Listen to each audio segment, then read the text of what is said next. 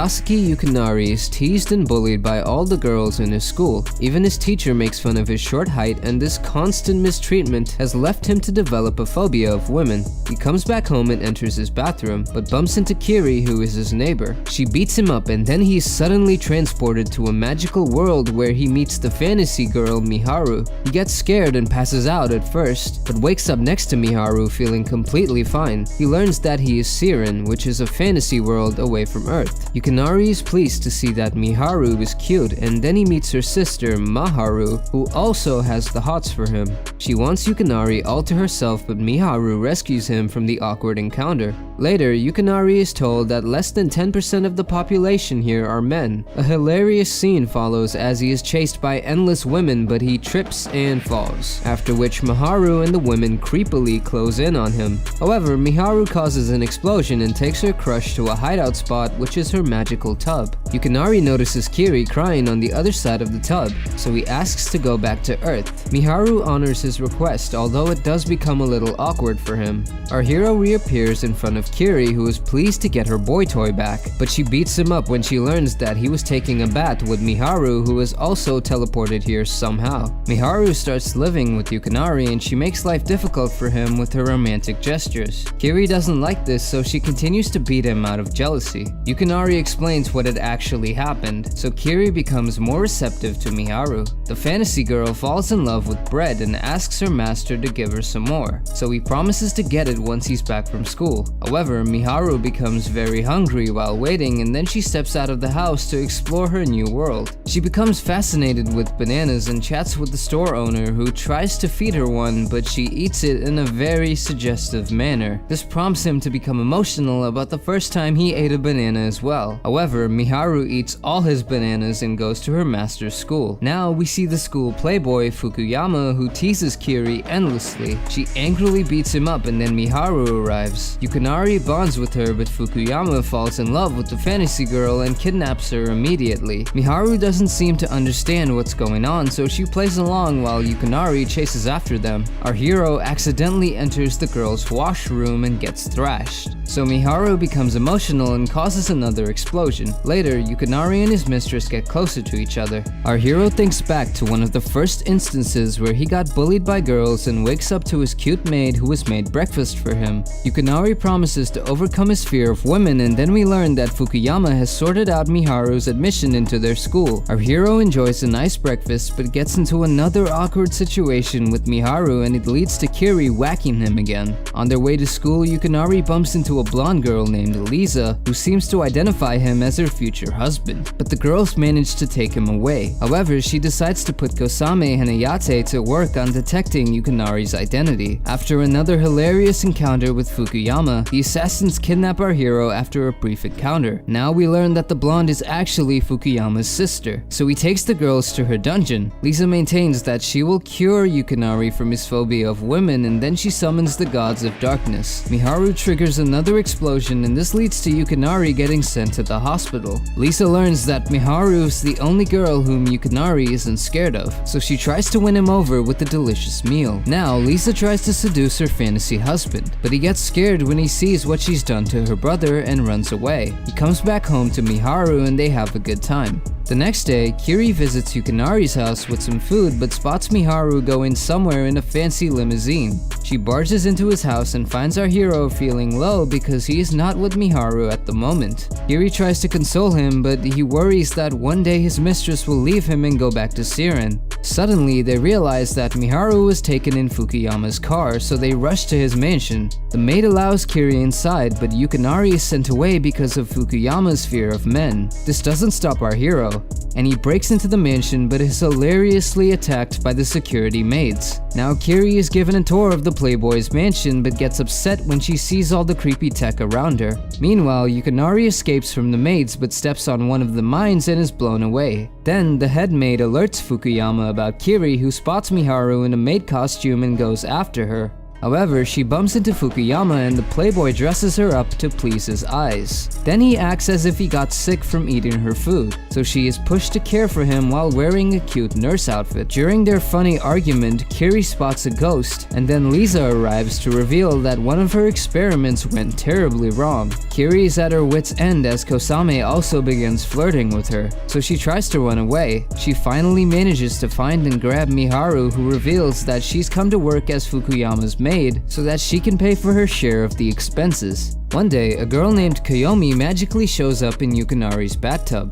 The girls get wet in the rain and this prompts our hero to try his luck on Miharu, but Kiri calls him out and punches him away. Later, the girls find their mystery intruder in the bathtub, so Yukinari takes care of her. Koyomi wakes up from a nightmare and is shocked to see a man next to her, so she panics and throws all the plates at him. She eventually calms down but appears to be absolutely clueless and only remembers her name. Suddenly, Fukuyama shows up and gets excited upon seeing Koyomi, so Kiri has to keep punching him to stop Koyomi from panicking. However, the creepy playboy can't keep it in his pants and this pushes Koyomi to hilariously run away. The team searches for her while she explores the city, but the innocent girl bumps into a group of men. The team comes to rescue her, but Fukuyama also arrives to scare Koyomi away. A hilarious chase scene follows, but the creep isn't giving up anytime soon, so the team has to counter him. Now, Koyomi thinks back to some more unpleasant memories and then Yukinari comes to her aid. She panics and punches him, but calms down and starts sharing some details of her past. Fukuyama appears once more and Yukinari fights him, but then he falls down along with Koyomi, who suddenly remembers that she's been sent here to take Miharu back to her world. Kiri arrives to defeat Fukuyama, and the team celebrates, but Koyomi is uneasy now that she knows what her purpose is.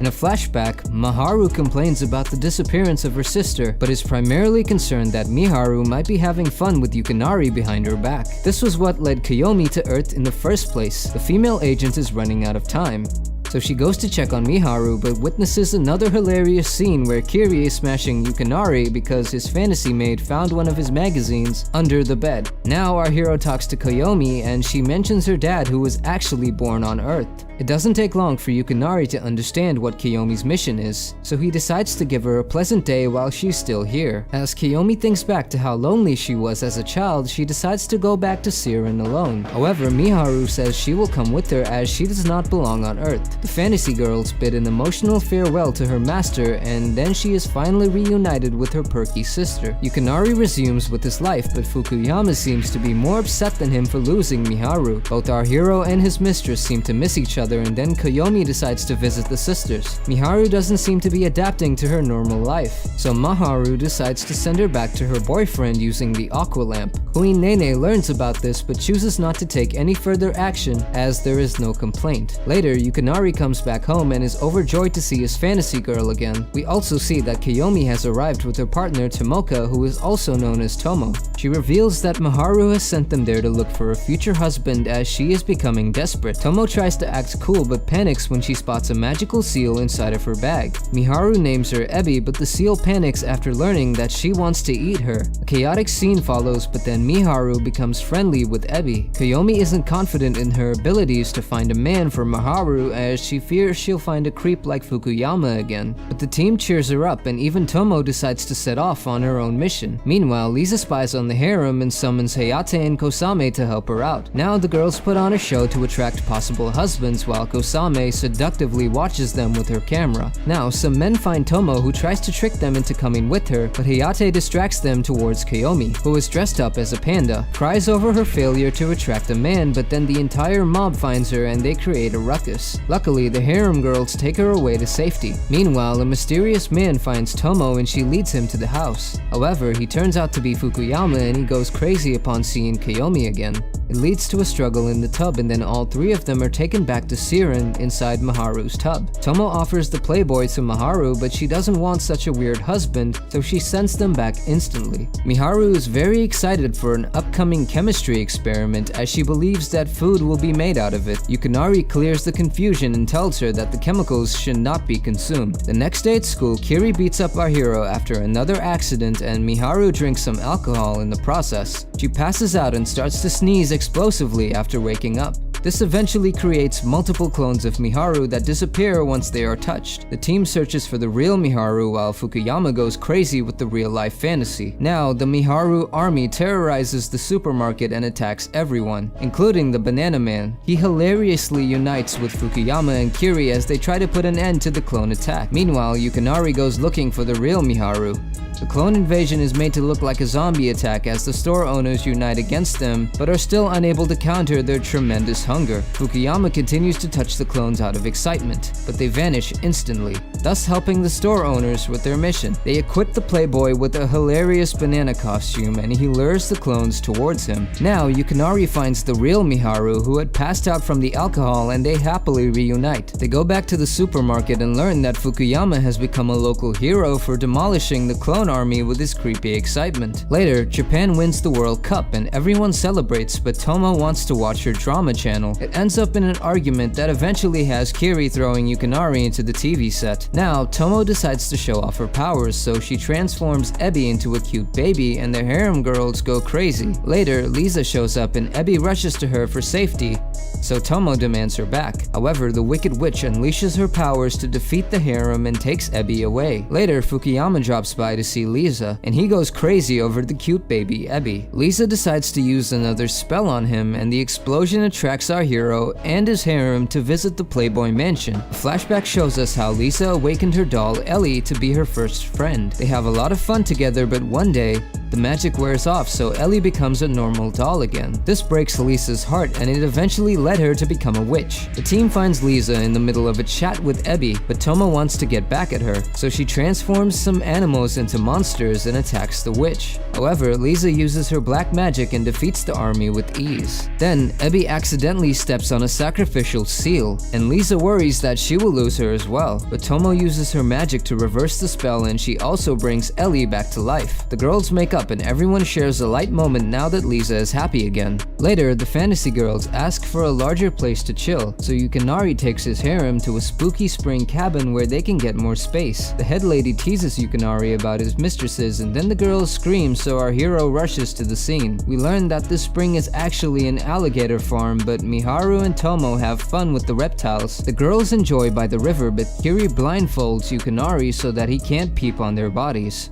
However, things get scary later on when they find a damaged doll and some blood by the trees. The harem rushes towards another cabin, but they find Lisa with her playboy brother. He reveals that their family owns the mountain and the blood on the trees was actually strawberry jam. Now, Fukuyama decides to make use of this opportunity and takes the girls to the springs while our hero is made to chill with Lisa. However, she drugs him while Tomo is distracted by a TV show. The harem panics when the ghost of a pretty girl appears in front of them. She tells them how she ended up dying in the hot springs after getting assaulted, and she is ready to move on if Yukinari touches her. Lisa happily offers her body, but then Kiri is chosen as the vessel. The spirit girl hugs our hero and gets her peace, after which she passes to the afterlife. It's time for the new year, so the harem has fun by the river, but Kiyomi acts distant. Yukinari shows off his fishing skills and Miharu shows the harvest to Kiyomi to cheer her up, but she explains her fear of the notorious playboy who is already spying on the mistresses. Fukuyama decides to buy the hotel where the harem is staying, and it leads to a confrontation between him and Kiri. She challenges him to a ping pong match so that he can reverse his decision, but the playboy uses Lisa's powers to win the game. Kiri begs for a rematch and Fukuyama accepts, but states that she will become his bathing maid if she loses again. Also, he chooses Yukinari and Koyomi as his opponents, much to her dismay. Our hero tries to act cool but is knocked out in the first round, so Koyomi has to take over. She is revealed to be a ping pong champion in her world, so she dominates at first, but the villain turns it around with his flirtatious words. Luckily, Kiri motivates Koyomi and she manages to win her honor after a brief struggle. Now, the girls can finally bathe in peace. And that's the end of Season 1. Like, share, and subscribe if you want me to cover Season 2. Hit that bell icon for notifications ASAP. Okay then, I'll see you soon.